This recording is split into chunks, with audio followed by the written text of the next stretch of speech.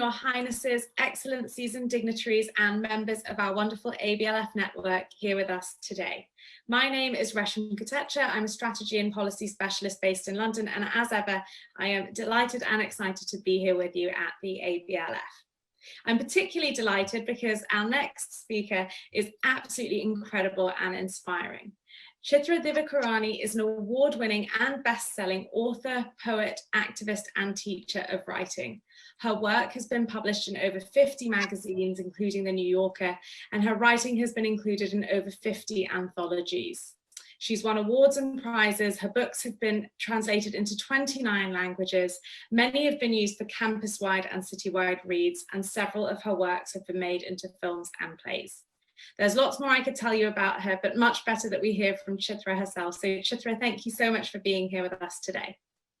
It is absolutely my pleasure. I'm so honored to be a part of this wonderful organization and this wonderful event. Great. Well, Chitra, I want to start off by talking about your stories in general, because there's very clearly a thread that runs through them. All of your stories seem to center around these really strong, really interesting women. Do you view yourself as a feminist, and do you see your writing as a way to create societal change, or is that just a fortunate byproduct that's come from your work? Well, I've always believed that books can change lives. Certainly, as a reader, I found that books have changed my life. And therefore, I think in the back of my mind, there's always a hope that my books will touch people's hearts, that they'll make them think about the world they live in and how to make that world a better place and what is their role, their position in this world.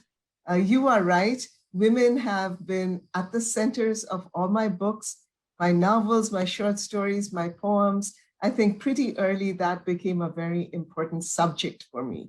And because it was an important subject, then I read up on it, I studied it, I deliberately began to think about women characters, especially women characters who have been misunderstood through history and epics and myth.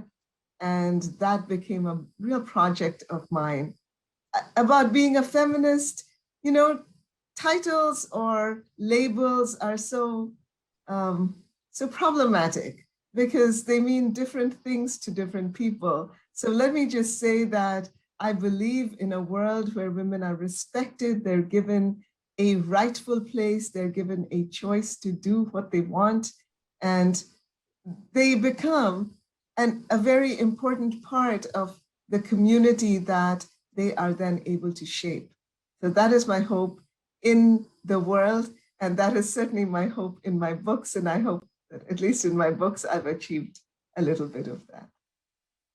Well, I think you are being far too modest when you talk about what you may have achieved with your books. And actually, one of the things I love about your books is that you've actually been able to use your passion and your drive as an activist in creating this world where women are respected to highlight issues such as domestic violence. How do you weave these issues into your writing without it feeling, as you do so successfully, without it feeling like you're lecturing or criticizing, but still drawing attention to these issues that we don't talk about in society enough?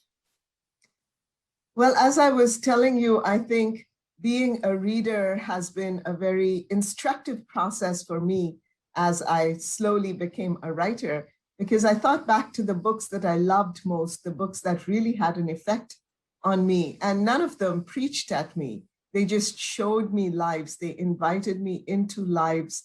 And then I got caught in those lives and I began to care about those characters. And therefore I began to care about the situations in which they found themselves. And I think I've used that as a model, whether I'm talking about domestic violence, whether I'm talking about colonial times and how, you know, the British misused and really did a lot of wrong things to some of my main women characters, imprisoned them, took their children away from them. So I just bring out the lives of these women and the men around them, I hope. I hope I've, you know, created a world that is a multicultural, multidimensional, and multi-gendered. So I've just tried to make them into people that you would be interested in as a reader, and you would go up to them and say, what an amazing story. Tell me more. Tell me how you felt. And I hope that with the words in my books, I have been able to bring a little bit of that to life. Because one of the things I really believe in is that strong women are a boon to our society. They are not to be shunned. They're not to be something afraid of. They're just people like us, and we need to embrace them no matter what the gender of the reader is. And how do you pick these characters? I mean, you are right, throughout your books, you've picked really fascinating women and men from history, from mythology.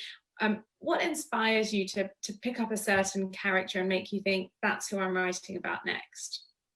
Well, it depends on the book. The inspiration is always different, but I'm always certain of one thing, which is the inspiration comes to me.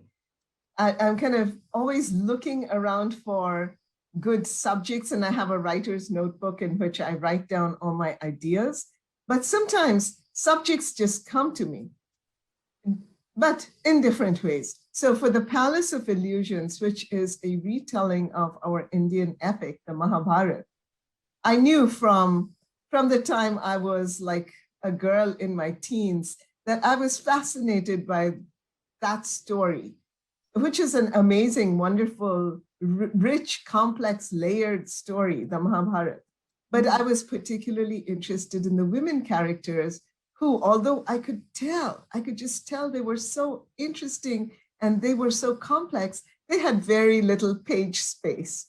And usually when they were being described, it was through the male gaze, and they were just, they were either objects in the scene or they were people to whom things were being done, but they were not given much agency. And yet I just felt these strong women would have had agency. So I just wanted to retell that story from the point of Draupadi to see how was she feeling?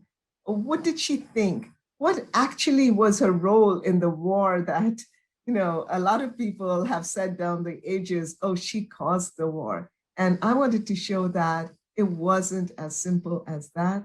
She was a much more complex character, much more intelligent character, and I hope a very contemporary character, a very timeless character as well. So that book was in my mind for a long time.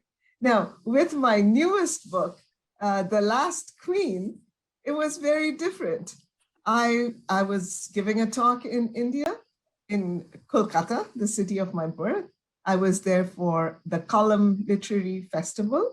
And as I walked into the auditorium for my talk, the speaker who was just ahead of me was speaking, and that was William Dalrymple, and the book was Kohinoor.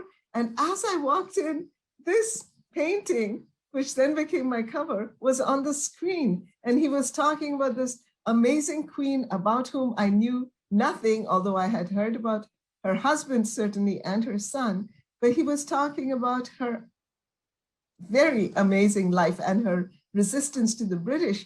And I looked at that picture on the screen, and it was like that painting spoke to me. And I said, I have to research this woman. This woman sounds amazing. And that's how I got to The Last Queen. So you can see with each one, it's a very different story. Some of my contemporary books, the idea came to me from different things. Maybe a song I would hear, a book, I'd overhear a conversation between people.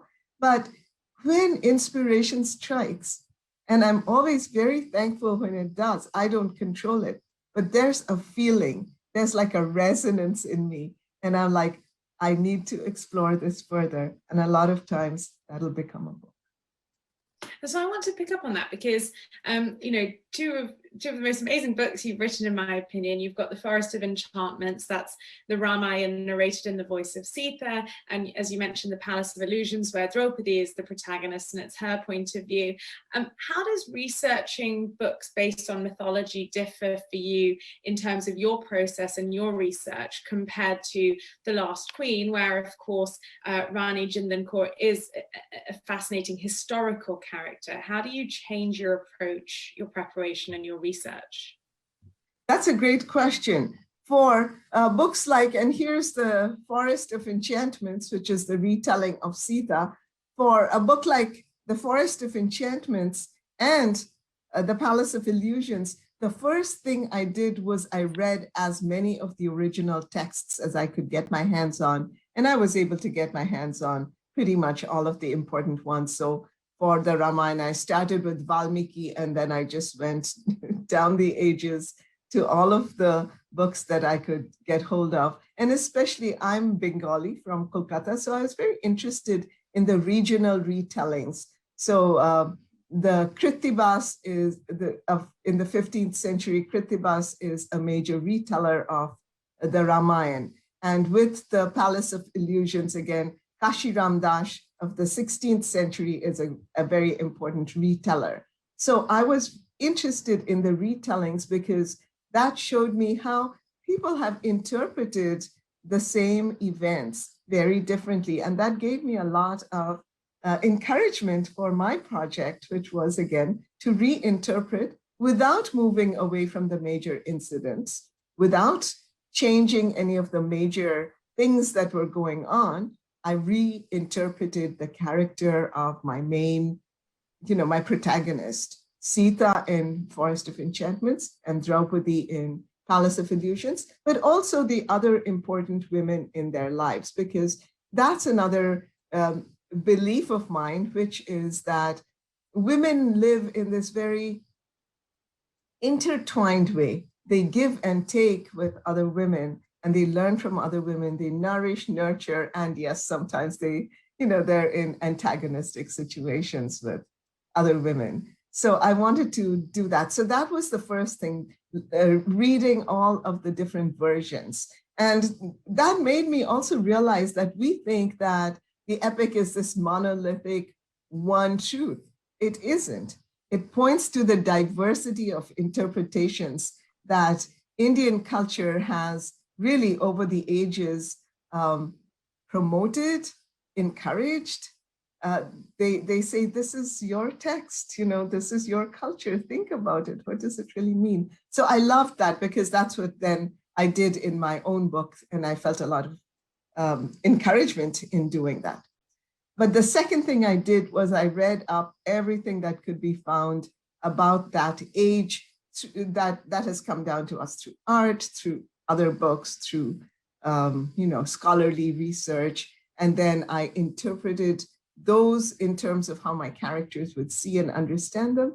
And I wove them into the world, so that the worlds I was creating in the Mahabharata times and in the Ramayana times through my books would be authentic ones. So those are the two kinds of research I did, which, as you said, is very different from historical research and very different from present day research, because I have books like Sister of My Heart and Before We Visit the Goddess and Mistress of Spices that are much more contemporary and deal with contemporary issues that women face.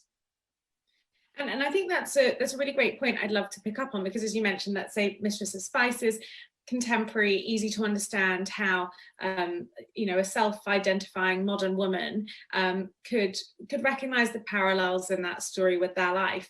When we think about your most recent book, The Last Queen, so when we think about Rani Kaur, what is there in her story that made you feel that was relevant to our times, or that would make kind of a contemporary woman think that story was something she could learn from or identify with? Yeah, I think the first thing that drew me into her story is how intelligent she was and how magnetic a personality she must have had.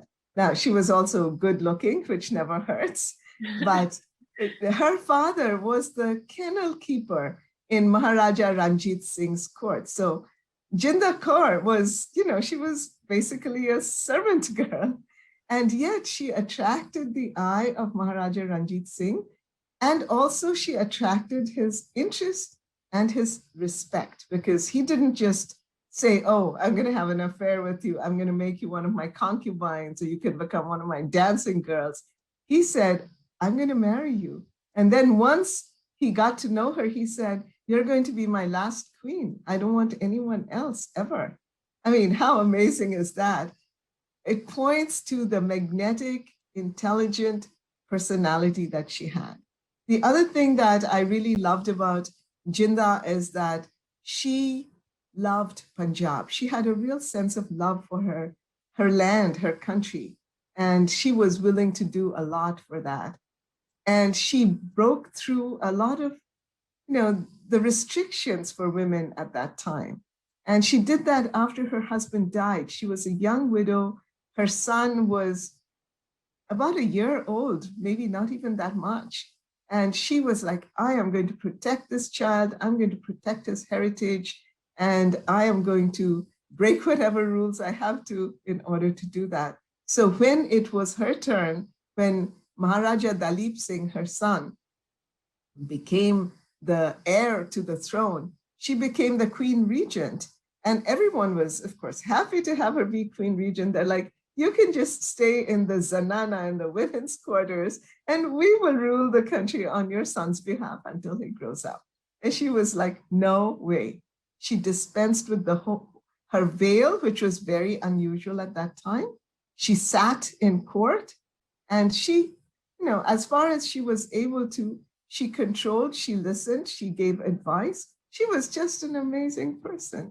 So I'll stop right there, but there are more amazing things about her, especially later in life when the British strip her of everything. They strip her of money, they strip her of power, they put her into prison. They're like, this is the end of her. She's like, no way. And she escapes magically. It's a real story, but it feels quite magical how she never gave up. And I felt, I learned so much. I was so inspired. And I felt, the readers would be too. And that's what I've been hearing from readers. They're just so inspired by a woman when her back is to the wall. She says, I'm not going to give up. Absolutely. And I think, as you say, that kind of attitude, that courage, that strength is something everyone can admire and appreciate. And of course, the exciting news that The Last Queen is being adapted for the screen, although always read the book first to anybody watching. But what are your concerns? What are the opportunities? How do you manage that process? How are you involved as an author in translating a beautiful and incredible book into something for the screen?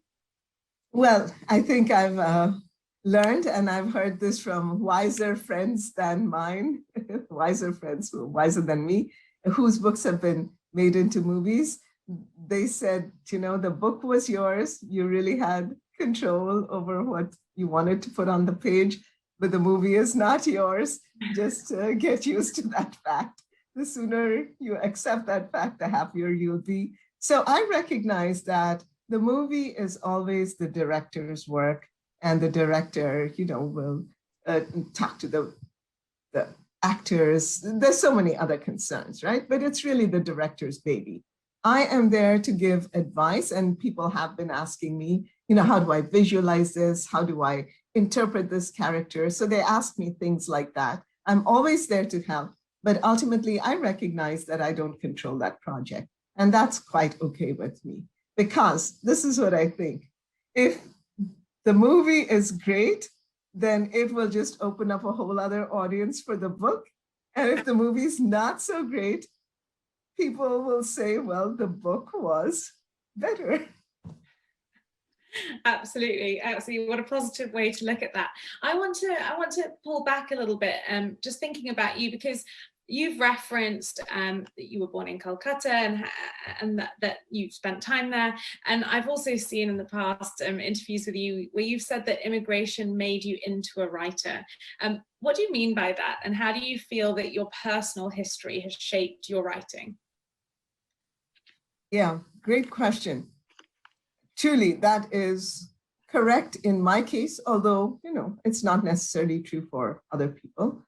When I was growing up in India, I had no idea that I would become a writer. I was always a reader. I always loved literature. And my mother was a teacher. So I think pretty early on, I decided that I would go into the teaching field. And that is something I do and I love. I teach creative writing now at the University of Houston, which has an internationally recognized and very highly ranked program. And I love that part of my life. But immigration did make me into a writer because it just thrust me. And I came to the United States in the mid-1970s. Imagine, no internet, very little phone access back to the home country. Really, I was immediately cut off from that culture, especially as a poor student who couldn't afford to go back or to call often. And I found myself in this new environment, this new world. And it was at once exciting and scary and amazing. And I could feel myself changing every day. And I looked around me at the immigrant community, my own South Asian immigrant community, and they were changing. And I was like, I have to chronicle this. I have to really write about what's going on because it's such a transformation. And also my relationship with India changed. I remembered it so vividly. I missed it so much. I missed the friendships. I missed the extended families. And I wanted to chronicle all that as well. So those became my dual subjects, India and what it meant to me, and lives like, as I was telling you, Sister of My Heart or Queen of Dreams, where at least half the book is set in India. And then there are immigrant characters who come to the United States. And how does their life change? How do they see themselves differently? All of these, I couldn't have written any of this unless I had been an immigrant myself. And unless I had been in a situation where at once that dual thing was happening, where I missed India so much, and yet I was so fascinated by America. That's really fascinating to hear. And how do you handle that culture clash? Because as a woman who's grown up and lived in the West, I personally feel there's a challenge, and I'd be interested to hear from you that there are lots of beautiful things about our culture and history, but often it feels as though the female narrative or the female point of view, particularly in mythology, is, as you mentioned, kind of only restricted to a few pages, and it never feels as though that's the focus. Do you find that there have been challenges for you in reframing some of these mythologies and epics from the female perspective? And how do you find you can handle the controversies that come from changing the perspectives around women's roles in our mythology? Well, there will always be some people who disagree with you. Anytime you have an opinion, I think a strong opinion about something, that's bound to happen. So I kind of accepted that came with the territory.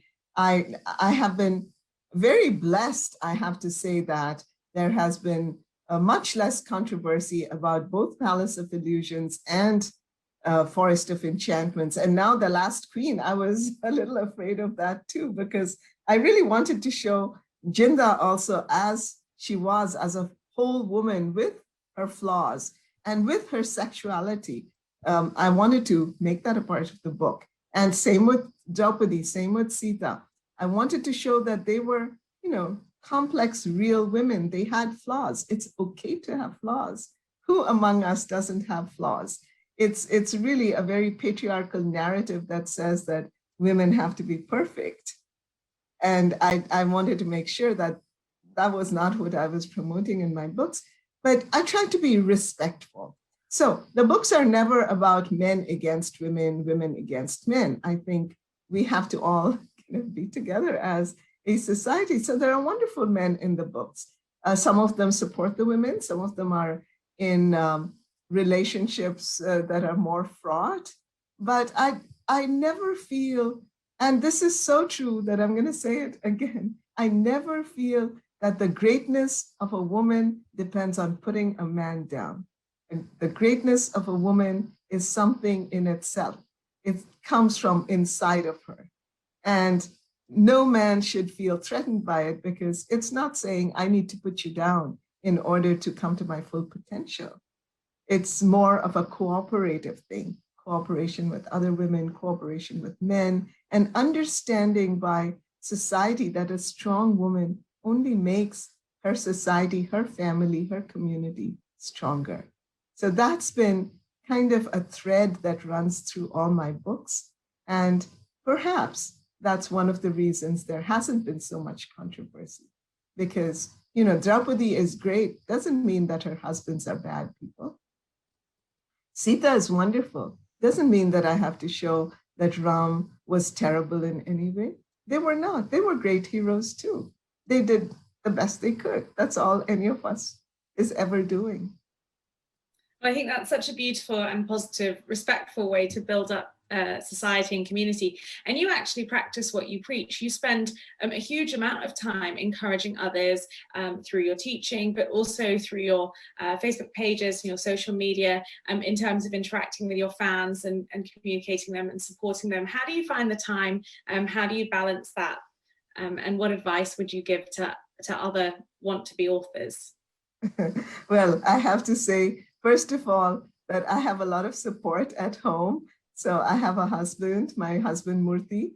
He is very supportive. He's always been encouraging and he's very forgiving. So, you know, a lot of times the house is not clean. We're eating sandwiches for dinner, or I'll say, hey, just make yourself something. I'm going to have cereal, something like that. You know, I don't socialize that much. He's gotten used to that as well, because writing is front and center in my life. I have to have enough time and energy for that. And really, I have to thank my family for supporting me in that. I think that has helped me in terms of social media, which I love. So I hope all of our viewers will join me on my various pages, like Facebook, Twitter, Insta. Those are, I love them. But, you know, my understanding of social media is very clear. I use it to connect with my readers, period. My readers, my students, you know, people who love reading, writing, all of those things, people who are interested in women's issues. I use it to connect. So I have a very specific amount of time that I'll spend on social media. I think about my posts ahead of time to see that they match my goals. And that's, you know, that's what I do. So although I have a regular presence on social media, it doesn't take up that much of my time. It's very disciplined. And I'm glad that I've managed to do that. Well, I think we can also say a big thank you to your family then for ensuring you keep turning out these brilliant books. So you have mentioned in the past several times today that you are so inspired as a reader yourself. Who are your favorite authors, past and present? What really inspires you?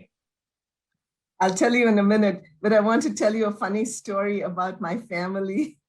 I think, of course, my family is very supportive, but part of it is because they realize that if I'm not given enough time to write, I become very cranky. So I remember sometime back, we were moving from the San Francisco area to Houston, and there were, you know, packers were packing our stuff and I was running around. I don't deal very well with changes of that kind. And my temper was just, you know, getting hotter and hotter. And my son, he was just little at that time. I think he was in 2nd grade. He took me by the hand and he said, "Mommy, I think you need to go to your writing desk for a while." So they realized that if they don't create the situations where I can write at least a certain amount of time, things get very unpleasant at home. You need to get that creative juice out before you can do anything else. I do. Honestly, even when I'm not feeling well, if I go to my writing desk for an hour, I just feel so much better. The positive energy comes, I get calm. I am able to enter a different world, a world which is fascinating to me because, you know, I'm writing about it. So writing has been a great blessing in my life. And you were asking about reading. Yes. I read, I continue to read. I'm an addicted reader, so I have books in like various parts of the house where if I want to stop for a while, I'll just stop and read something. So I do sometimes read like several books at the same time, depending on the mood, what I'm feeling like. But if I get into a book, then I'll just go right through it. And I'll usually, if it's a good book, I'll read it twice. The first time is just to enjoy the story and the characters, but the second time it'll be as a reader and as a writer, and I will read slowly and I will jot down things that I can learn from this writer. So I read widely. I love reading books about, you know, South Asia, the culture, So some of the wonderful writers that are writing in that field are people that I've read almost everything of: Amitabh Ghosh, Anita Desai, Arundhati Roy, Rohinton Mistry from Canada. These have been some of the people that I have loved. I love reading multicultural women's books. So people like Toni Morrison, Sandra Cisneros, Gloria Naylor, Maxine Hong Kingston. They have really taught me so much about, allowing women's voices their full range. And then I love reading fantasy and science fiction. So I read a lot of people in that genre as well. Oh, and both my sons love reading fantasy and science fiction. So part of the reason I read those books is so we can all discuss those books together. I love discussing books with my family. Well, Chitra, thank you so much. I think plenty of us will be following up with the authors that inspire you, and I'm sure there's lots of Amazon orders going on right now to get The Last Queen. So thank you so much for your time. I wish we could keep you for longer, but sadly we've got to end the session here. Thank you so much for your fascinating insights and sharing a bit about your process in writing books with us. For everybody watching, if you loved this session even half as much as I did, if you've got comments, thoughts, questions, please do post them on our live social media wall with the hashtag ABLFcity. Make sure you tag Chitra, as you heard she loves social media and might even respond to you. Remember that if you missed a part of this session or any other session from today or previous ABLF conclaves, you can always come back right here at the end of the day and view them on demand anytime after today. So Chitra, thank you so much. And thank you to everybody for joining us today. Remember that we are back every month featuring global leaders in powerful conversations. Thank you so much. This has been a real pleasure. And as I said, an honor to be part of this wonderful occasion.